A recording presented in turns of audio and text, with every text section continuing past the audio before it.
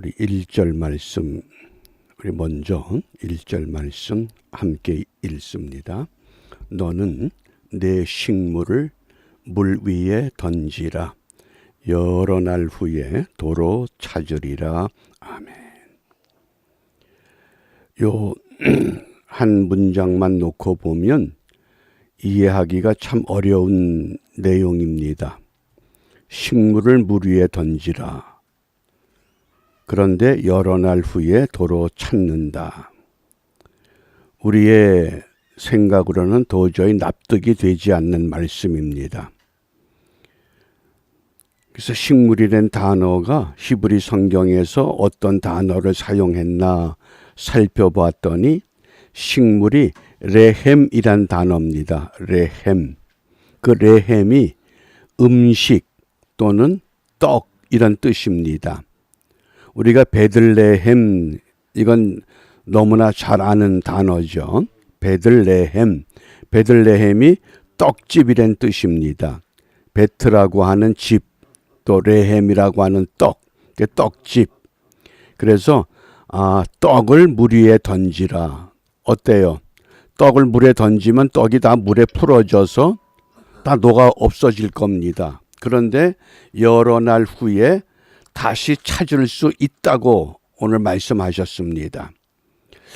하나님의 말씀은 분명히 1.1획이라도 틀림이 없습니다. 그러면 이 여러 날 후에 도로 찾는다는 의미가 무엇인가? 그래서 몇 가지 번역을 살펴봅니다. 현대인의 성경에서는 이 말씀을 너는 물질을 후하게 나누어 주어라. 이 식물을 물질로 번역을 했습니다.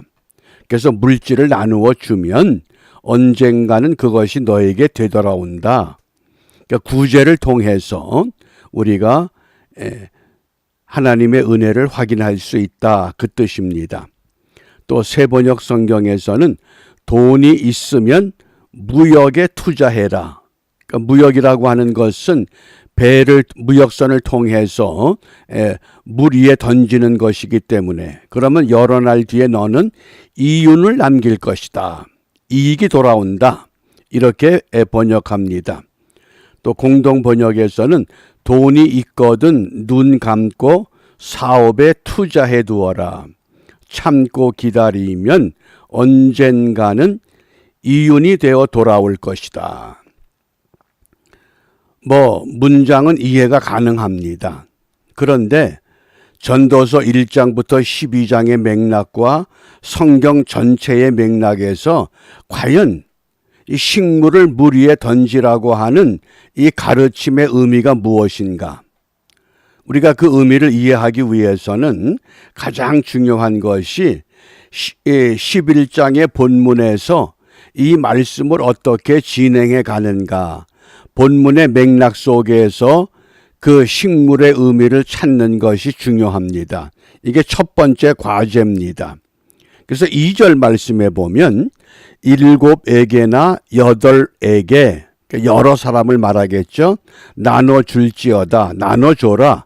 무슨 재앙이 땅에 임할는지 내가 알지 못함이니라. 그래서 나눠주는 것을 의미합니다. 그러니까 과거에 어떤 한국 전쟁 때에 어느 마을에서 평소에 마을 사람들에게 후하게 인심을 썼던 사람들은 괴뢰 군들이 들어왔을 때에도 그 재앙을 쉽게 넘어갔지만은 그렇지 못하고 인색하고 사람들에게 해롭게 했던 사람들은 몹쓸 짓을 당했다고 하는 이야기를 우리가 들어봤습니다. 그러니까 나눠줘라. 그래서 맥락 속에서 2절에서는 그렇게 말씀을 합니다. 이것을 현대인의 성경에서는 되도록 많은 사람에게 나누어 주어라. 누군지 모르기 때문에 물에 던지는 것과 같습니다.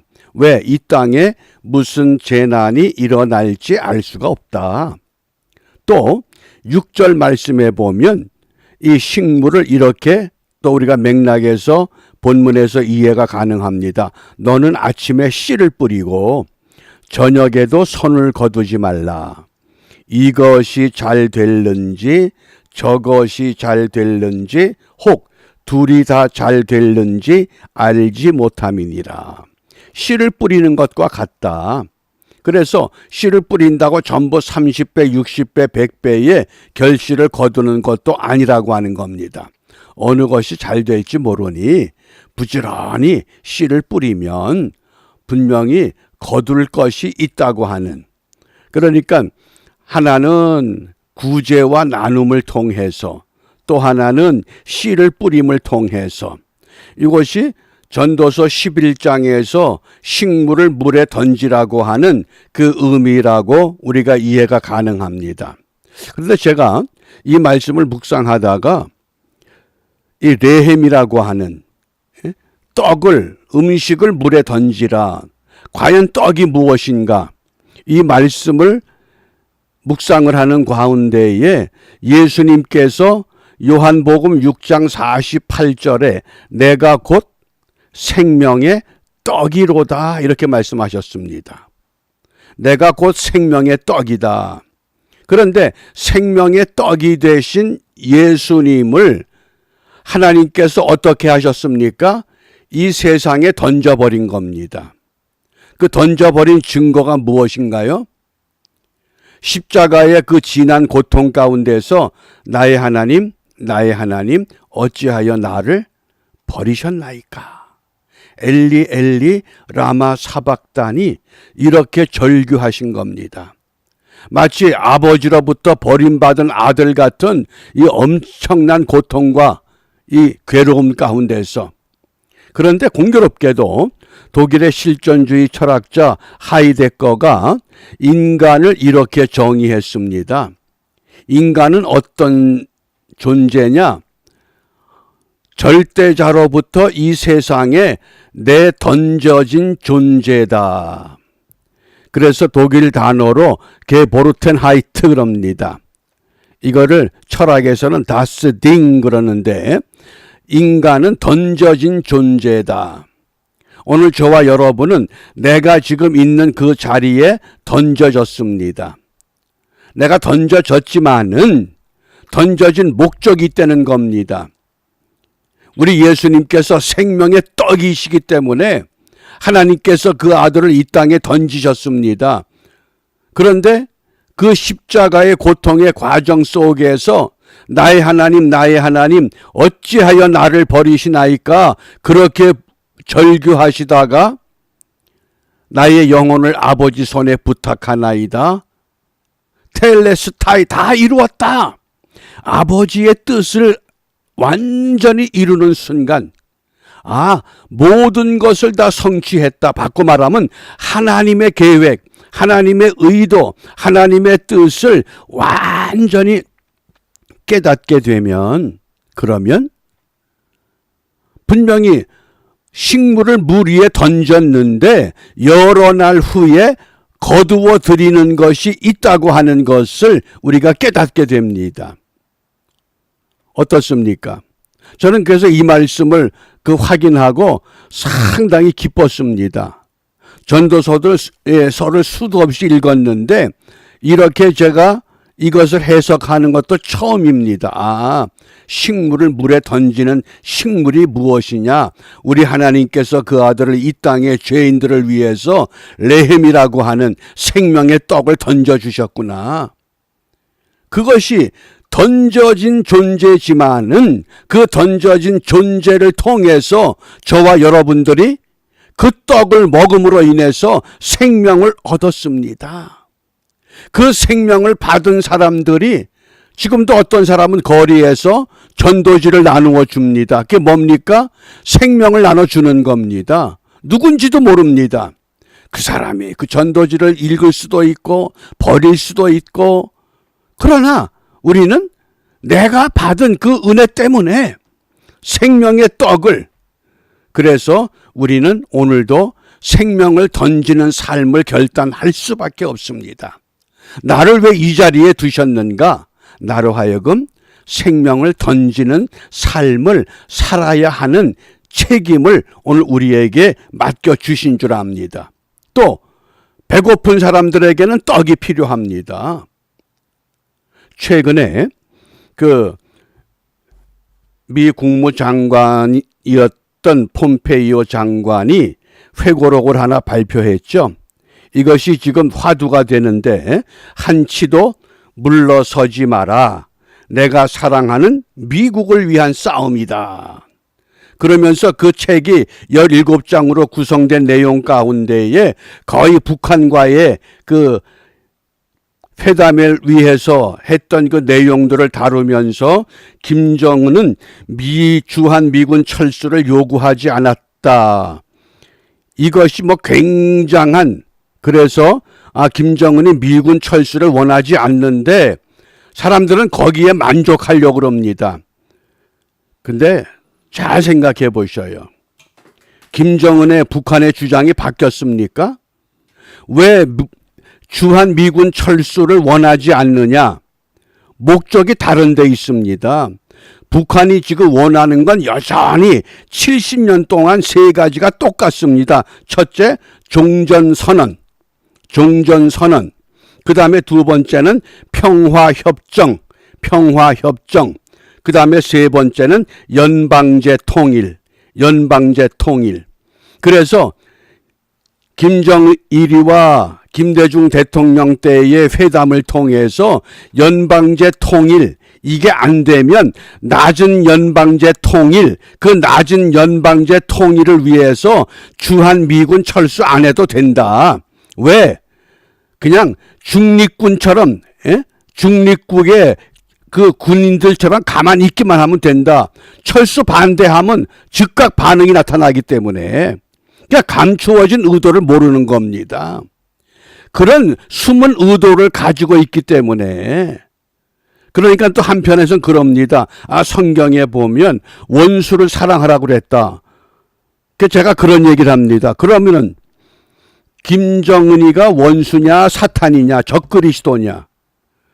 원수는 사랑하지만은 적그리스도는 사랑하는 대상이 아니다. 왜? 김정은이는 적그리스도의 표상입니다. 왜? 하나님을 부정하고 교회를 핍박하는데, 예수 믿는 사람들을 핍박하는데 그게 어떻게 원수가 됩니까? 그게 아니라는 겁니다. 우리가 이런 분명한 이 가치의 선언이 있어야 됩니다. 가치의 기준이 분명해져야 됩니다. 그렇기 때문에 오늘 우리가 살아가는 이 세상이 어떤 세상이라고 전도서 11장에서 말씀하느냐? 8절 보셔요. 사람이 여러 해를 살면 항상 즐거워할지로다. 그러나 캄캄한 날이 많으리니, 항상 기뻐하고 즐겁게 살기를 원하는데, 그런데 뭐예요? 캄캄한 날이 많다는 거예요. 어때요 지금 우리가? 자유대한민국 그러지만은 자유대한민국입니까? 법이 법대로, 법 질서대로, 재판이 재판의 법대로 이루어집니까? 아니잖아요. 캄캄한 날이 많아요. 그러면 그날을 생각할지로다 장래일은 다 헛되도다. 이 상태로 가면 앞으로 정말 자유대한민국이 존립할 수 있을까? 많은 사람들이 걱정합니다. 그럼 이런 때에 오늘 전도서 11장에서 우리에게 무엇을 말씀합니까? 생명의 떡이 이 땅에 던져졌는데 그 예수님께서 이 땅에서 우리를 위해서 무엇을 하셨느냐, 무엇을 하셨는가를 살펴보자는 거예요, 저는. 그래서 오늘 말씀을 보면 10절 말씀입니다. 10절 말씀 함께 읽습니다. 그런즉 근심으로 내 마음에서 떠나게 하며 악으로 내 몸에서 물러가게 하라. 어릴 때와 청년의 때가 다 헛되니라. 나라 생각하고 정말 이 미래를 생각하면 걱정되죠. 그런데 분명한 건 청년의 때가 헛되다 그랬어요. 그런데 참 재미난 건 청년의 때라고 하는 그 청년이라고 하는 그 단어에 아라비아 숫자 1자가 있거든요. 그 1자 밑에 난외에 보면 새벽이라고 써 있어요. 새벽은 뭐예요? 하루를 시작하는 첫 시간이에요. 또 인생에 비유하면 인생을 시작하는 가장 왕성한 시기예요. 그 무슨 의미입니까? 하루의 시작을 어떻게 할 것이냐. 그래서 독일의 문호 괴테는 첫 단추를 잘못 끼우면 마지막 단추는 끼울 구멍이 없다 그랬어요. 청년의 때가 헛되지 않게 하기 위해서. 그래서 이 새벽을 우리가 잠언 1장 28절에 어떻게 말씀하느냐. 그때에 너희가 나를 부르리라. 그래도 내가 대답지 아니하겠고 부지런히 나를 찾으리라. 부지런히 나를 찾으리라. 그 부지런히라고 하는 단어에 아라비아 숫자 2자가 써 있거든요. 그런데 그 2자를 난 외에서 보면 어떻게 번역하느냐? 이른 아침에 새벽이라는 거예요. 근심되는 이 상황에서 우리가 어떻게 이 어려운 때를 극복하느냐? 새벽에 청년의 때에 부지런히 이른 아침에 하나님을 찾으라. 그 얘기예요. 그러니까 우리 예수님께서 생명의 떡으로 이 땅에 던져졌을 때에 어떻게 하셨습니까? 새벽 미명 한적한 곳에 나가서 무엇 하셔요? 기도하셨어요. 무엇 때문에? 하나님이 내게 맡겨주신 그 본분, 그 책임, 그 사명, 그것을 다 감당하기 위해서. 그래서 오늘 떡을 물 위에 던지라. 다 없어지는 것 같아요. 그런데 여러 날 후에 반드시 찾을 수 있다고 약속하셨습니다. 우리가 하는 수고가 무익한 것 같고 열매가 없는 것 같고 손에 잡히는 것이 없는 것 같지만은 분명히 여러 날 후에 찾을 수 있다고 우리에게 약속하십니다. 그러므로 전도서에서 두 가지를 말씀하셔요. 12장 1절에서 너의 창조자를 기억하라. 창조자를 기억하라.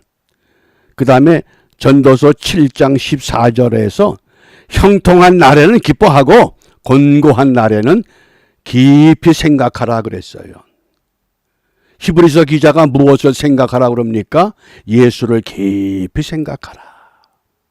형통할 때는 기뻐하고 곤고할 때는 예수를 깊이 생각하라. 그러므로 우리가 이 북한 정권을 도와주는 거는 저는 반대합니다. 왜? 70년 동안 그들의 아상이나 그들의 정치 이념이 바뀌지 않았거든요. 그러나 그 정권 밑에서 고통받는 주민들은 우리가 도와야 되잖아요. 이걸 분명히 해야 돼요. 북한 정권을 도와주는 것이냐, 북한 주민을 도와주는 것이냐. 지금 교회 안에서도 이 교계에서도 이 두 가지 싸움이 있거든요. 도와주면 안 된다. 빨리 망해서 통일이 돼야 된다. 그러나 분명한 건 북한 정권을 도와주는 건 반대예요. 그러나 굶주린 주민들은 우리가 도와줘야 됩니다. 그들은 무슨 죄가 있어요? 그래서 우리가 오늘 무엇을 기도할 것이냐? 전도서 11장 10절에 근심으로 내 마음에서 떠나게 하며 악으로 내 몸에서 물러가게 하라. 악으로 내 몸에서 우리가 생각하는 잘못된 생각, 잘못된 판단, 우리가 이거 다 물리쳐야 됩니다. 정말 하나님께서 기뻐하시는 것. 왜 나를 버리셨나이까? 이렇게 외쳤던 우리 예수님처럼. 예? 그러나 그 마지막에는 다 이루었다. 테텔레스타이. 예? 마지막 사인이 이루어질 수 있는. 그러기 위해서는 우리가 오늘도 심판의 날을 준비하며 살아야 됩니다. 어떻게? 오늘이 나의 마지막 날이 될 수 있다고 하는 것 잊지 마시고 지혜로운 처녀와 같이 등과 기름을 예비하는 우리가 간절한 심령으로 오늘 이 하루도 믿음으로 말씀으로 분별의 은사를 동원해서 믿음으로 승리하는 은총의 하루가 되시기를 바랍니다. 기도하겠습니다. 전능하신 아버지 하나님, 전후 좌후 모든 것이 어둡고 답답할지라도 형통할 때는 기뻐하고 곤고할 때는 생각하라 하셨기에, 창조주를 기억하라 하셨기에 다시 한번 저희들이 주님 앞에 머리 숙여 우리가 가야 할 방향을 바라보며 주님께서 가신 그 길을 따라 함께 나가기를 원합니다. 때로는 빛이 없는 것 같고 때로는 소망이 보이지 않는 것 같다 할지라도 하나님은 여전히 우리와 함께 계심을 믿사오니 오늘도 우리 모든 성도들이 있는 그 자리에서 주님이 나와 함께 계심을 확신하며 우리의 믿음을 점검하면서 하나님의 편에서 하나님의 사람으로만 살아갈 수 있도록 저희들의 영과 혼과 육을 강건케 하여 주시고, 오늘 이 하루가 내게 마지막 날이 될지라도 하나님 앞에, 말씀 앞에, 교회 앞에, 민족의 역사 앞에 부끄러움이 없는 이 하루가 될 수 있도록 최선을 다해서 믿음으로 경주하는 은혜의 하루가 되도록 인도하여 주시옵소서. 예수님 이름으로 기도합니다. 아멘.